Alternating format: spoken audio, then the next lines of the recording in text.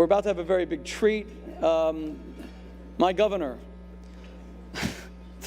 the one and only Chris Christie of New Jersey. But I'm not going to introduce him. I'm not worthy. My son, Mendy, who's an undergraduate at NYU, many of you have read national stories about him. He has fought like a true Maccabee to stop the forces of BDS at NYU. He has sown fear in the hearts of those who would demonize the state of Israel. Right here in the world's media capital, New York City, there's 8,000 Jewish undergraduates at NYU, and yet the enemies of Israel have done so much damage, and Mendy has begun to reverse that. Where are the pictures of Mendy's fighting at NYU? But I want, the whole year he had such a difficult time. He used to come back and say to me, why do I have to suffer like this? I'm supposed to be just a student undergraduate. And he did demonstrations against Mahmoud Abbas, and he did demonstrations against Khanin Zoabi, the Israeli Arab MK that calls terrorists freedom fighters. And he's gotten death threats nonstop, and he's lost a lot of his social circle. So tonight, this is my way of simply saying thank you to my own son for the unparalleled courage he has shown when he really could have just had a fun year at university, becoming an absolute lion for Israel. I said to him, you're going to have the honor of introducing one of the boldest political leaders in our country, Governor Chris Christie. Where is Rabbi Mendy Boteach?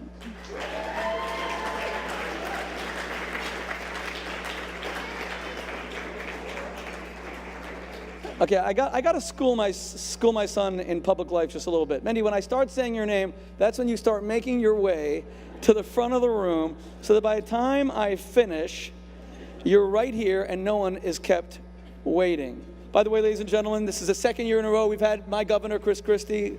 Chris, God bless you. Thank you. And here's your introduction. Thank you so much. Thank you, Tati. Thank you.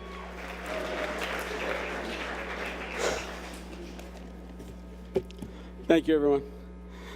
I really don't deserve this. The hour's late, my brother. Okay, fine. Okay. Right along then. Thank you. It's a great honor to be with all of you and to be with all these champions and Maccabees of the Jewish people and of the state of Israel. I'm especially grateful for this opportunity to introduce to you my governor of the state of New Jersey, Chris Christie. Thank you. I saw the governor for the first time 3 years ago in 2012 in Tampa Bay, Florida. I don't think he saw me, but I saw him. It was in the big stadium at the Republican National Convention, and Mitt Romney was about to accept the nomination for president from the Republican Party, and everyone was running to their seats, and it was chaos in the stadium, and I was running to my seat, and right then I saw, for the first time, my governor walking with this huge posse of students, journalists, and fans. Everyone was trying to get an interview, a chat, a photograph with him. Don't you remember when he suddenly stopped and said, "Hey, Shmuley"? Yeah, that too. I still remember that. Yeah. But I really thought to myself, I took real pride as coming from New Jersey. I said, that's my governor, and he is a rock star. And then, as now, he really deserved it. When Governor Christie was first elected in 2009, he inherited a pretty complicated situation in New Jersey. He inherited a state that for decades had been plagued by partisan politics, special interests, and plain old mismanagement. To say the least, he had a tough job, but Governor Christie is a tough guy. He did well. He did very well. He untangled New Jersey's fiscal mess and did a whole bunch of other great things, and few can deny that that New Jersey looked a lot better after a few years with Governor Chris Christie at the helm. But he would truly shine 2 months after I saw him in Tampa, in late 2012, in late October, when Superstorm Sandy struck. I was in South Africa at the time studying to become a rabbi, and I was worried sick for my family. I can't imagine the amount of stress and what it's like to worry for an entire state, almost 9 million people. But in the aftermath of the storm, the entire nation would watch in awe as Governor Christie worked to comfort and rebuild his state, consoling those whose homes, businesses, and the very fabric of their lives had been torn away. He showed compassion and understanding to all those he met. And at that moment, as in so many others, my governor showed me the pristine model of leadership, where one stands with his people and never above them. But a special relevance tonight is the friendship my governor has always shown to Israel and the Jewish people. The governor's first official trip overseas was to Israel, and there the prime minister told him, as I'll tell you now, that there's actually, as a matter of fact, Israel and the state of New Jersey are of almost identical size, and they have very similar sized populations. In fact, whenever one of my professors or teachers wanted to tell us the size of Israel, they say, oh, it's about the size of New Jersey. That's like the go-to geographic area to compare Israel to. But he's also been always a great vocal supporter of the Jewish state. He said once that our commitment to Israel must be absolute, and the Iranians and others who think otherwise must be reminded by America of that simple fact. And is there any truth that he's thinking of renaming the state Shmoo Jersey? No? That's actually what we were going to ask right now. But lastly, the governor spoke last year at our gala, and he's speaking again this year, so we're so excited to hear him. But one last thing I'll say as a campus activist, doing my best to fight for Israel with my fellow students on college campuses, we all take a lot of inspiration from Chris Christie. When I first got to NYU, me and my fellow students, we felt outnumbered and outgunned by those who we were trying to overcome, those who were doing their most to demonize Israel and delegitimize it. And I'm sure the governor felt similarly when he first arrived in Trenton. But he prevailed because he was strong-willed, he was blunt, and he would not back down. Sure, sometimes this approach might invite controversy and some might find you to be playing rough. But in the end, that confidence, that ability to act purely on your convictions and on your values is what works. And it's what inspires people. So please, thank you so much for this opportunity. And please welcome the governor of my great state, the great state of New Jersey, Governor Chris Christie.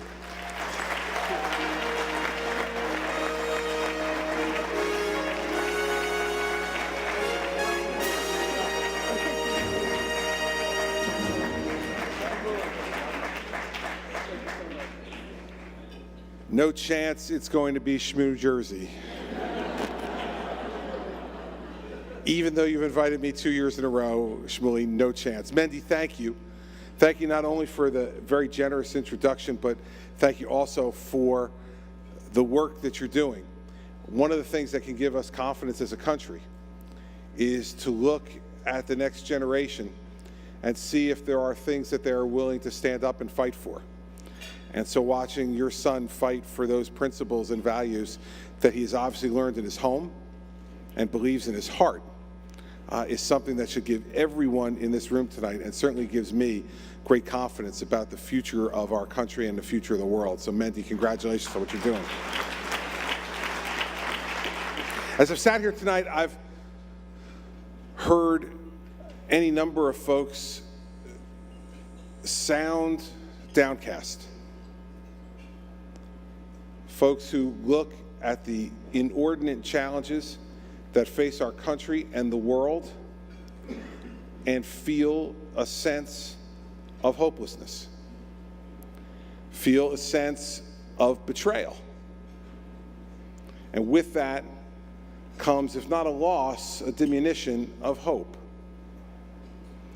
And what I see when I look at this room tonight is, once again, the beginnings of what always averts tragedy, and that is strength. We can hope for compassion. We can hope and work for understanding. We should hope and work for love. But before any of those things can be possible, we must meet tragedy with strength. We must meet evil with strength. We must meet those who believe that the world should be their dark place with strength. All throughout history, not just the history of this country, but all throughout the history of the world, it has been clear, direct, honest, unadulterated strength which those who are evil respond to. And so we look at the world that faces us today. And I think for most of us in this room, it is almost unbelievable that we find ourselves as the American people in the situation that we're in. You will all remember, as I do, 7 years ago, a United States senator running for president who tried to sell and successfully did sell to the American people the idea that America was the cause of violence in the world. That if America pulled back from Iraq, that if America pulled back from Afghanistan, that if America traveled the world and gave nice speeches and professed love to everyone, that America would be loved and that the world would be a more peaceful place. Hope and change. Strength must come first. And this president has shown now what the lack of American leadership and American strength can do to the world. A president who now sees a Middle East on fire, Libya on fire, Egypt under martial law, and a runaway situation in more countries than we can count on two hands. And what he needs is to be strong to stand up and to say to those who cause this violence in the world that America will not stand for it. Instead, he draws red lines in Syria, and then when Assad uses chemical weapons on his people, he says, never mind, and allows other bad actors in the world to fill that vacuum.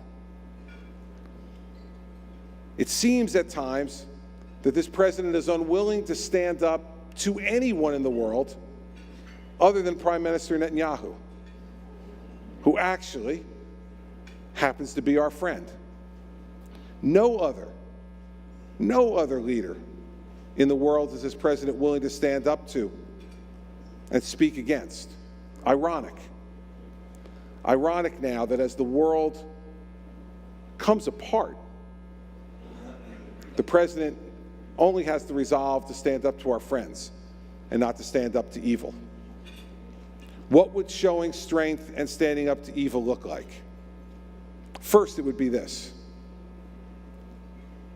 As long as Iran believes that Israel does not have the right to exist and that America should die as well, they are not a part of the civilized world and should not be a part of any negotiations where civilized nations participate.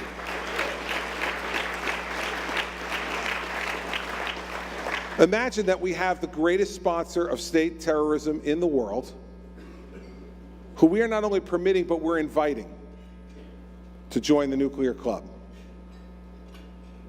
Imagine that we have an American president who is trying to convince us, and remember, as he tried to convince us 7 years ago, that somehow Iran will change. Well, as sad as it is to say, I'm old enough now to remember 1979. I'm old enough to remember this Iranian regime taking American hostages and holding them for 444 days. They have been saying death to America since that day, and they have not stopped, not once. I see no indication of an Iranian change of behavior. I see no glimmer of light. And yet, this president wants to create that glimmer to fool us and to fool the world. It's not there. The glimmer of light is not there, and the president is, as he did 7 years ago, fooling us again. So what should we do? We should make it very clear. I saw a political cartoon in the New York Post about 6 weeks ago. It had our president sitting across the table from the Ayatollah. And the Ayatollah was screaming, "Death to America." And the president said in response, "If that's a deal breaker for you, let's talk about it." Funny if it wasn't true. funny if it wasn't true. How can we sit and negotiate the future of the Iranians' weaponry without Israel and their neighbors at the table to negotiate those things as well, the people who will be most directly affected? How can we permit this type of thing to go on? It's because, quite frankly, evil is not being met with strength. The simple way to handle this, in the most direct way, is to say to the Iranians, we won't talk to you until you acknowledge and affirm Israel's right to exist. We won't talk to you until you stop exporting terrorism and paying for the rockets that are being shot all across the Middle East. We will not talk to you until you join the civilized group of nations. And that's not just by talk, everybody, that's by action. If the American president demanded that, the American president would get the respect of the world again, not where we stand right now.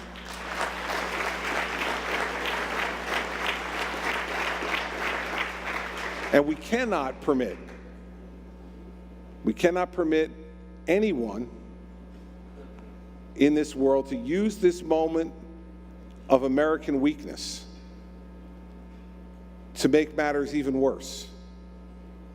So for those who sit in the United Nations and say somehow that they are going to attempt to impose upon the world a Palestinian state and to threaten Israel with sanctions if they do not agree, America should stand up and use its veto to say absolutely not.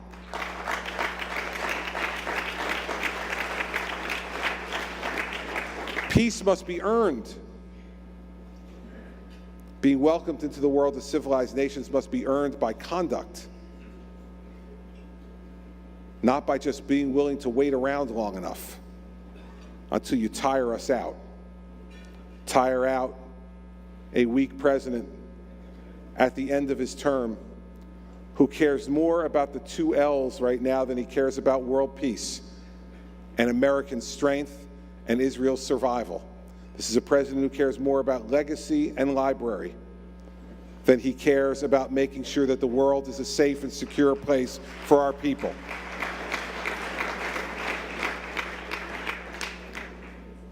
Now, I've been accused many times of being too direct and too blunt. And there have been some who say that I shouldn't say exactly what's on my mind, that my mother at some point should have installed that filter that people talk about. They don't understand. I'm from New Jersey. We don't have them there. And maybe everybody, it's time that we lose some of that filtering as well. Because unless we show our strength and our resolve together, evil will triumph.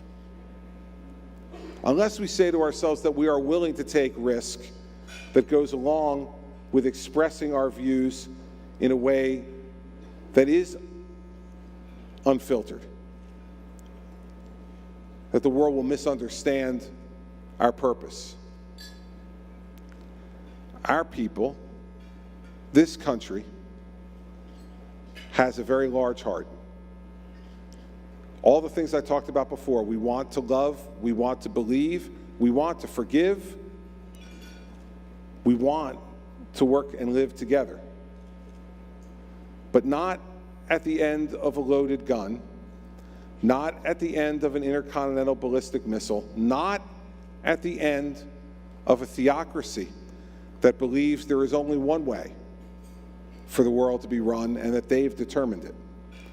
Those are things that we cannot live with. And so if strength must be used to fight that back, we need to be strong and to speak clearly, not only to our allies, but to our adversaries. Our friends in Israel deserve better than what they've gotten in the last 7 years from this White House.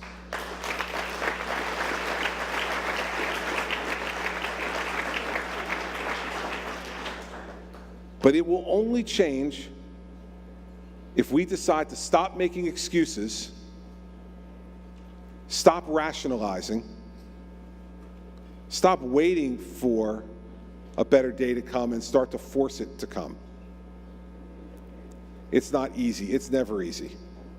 But it is unacceptable, absolutely unacceptable, to leave the world in the place where it is today and believe that we still, as this country, can be considered the leaders of free men and women everywhere. If we cannot stand up to what is so obvious in front of us, then we are willingly ceding leadership of the world. And when that vacuum is created, it will not be filled by anything other than bad people who want to conquer and dominate. And so it is a crossroads time. Not a time for sorrow, a time for strength. Not a time for pity, a time for resolve. Not a time for nuance, but a time for directness. I know the people in this room understand that. And I'll end by telling you this. I saw a Lutheran minister one time who explained this concept to me that someone might use in a way that's derisive tonight. This minister explained the idea of preaching to the choir, because some tonight would say to me, in this audience, in front of a group that champions Jewish values, that asking for strength and resolve is preaching to the choir. And you know, the idea of preaching to the choir has been given a bad name, that it's a waste of time to preach to the choir. And then I heard this Lutheran minister one time explain what preaching to the choir is all about. He said, I preach to the choir. I preach to the choir every Sunday. I plead guilty to preaching to the choir. I preach to the choir so they'll sing. So it's never a waste of time to preach to the choir. I understood that for the first time after I heard him explain it. Now I'm preaching to the choir tonight, but I'm preaching to the choir so that you'll sing. So that you'll sing to your friends and your neighbors, so that you'll sing to your coworkers and to your family, so that you'll sing to those who agree with you, and most importantly, to those who don't yet understand. It is the choir that inspires. And it is the obligation, in my view, with all respect, of everyone in this room, to not just take your membership in the choir as something that you've earned through past conduct. It's something you need to earn every day. And we need to stand up together, to stand up to tyranny and to evil in this world, and to force our country to once again lead the free world in a way that will inspire others to acts of courage and freedom as well. Thank you all very much.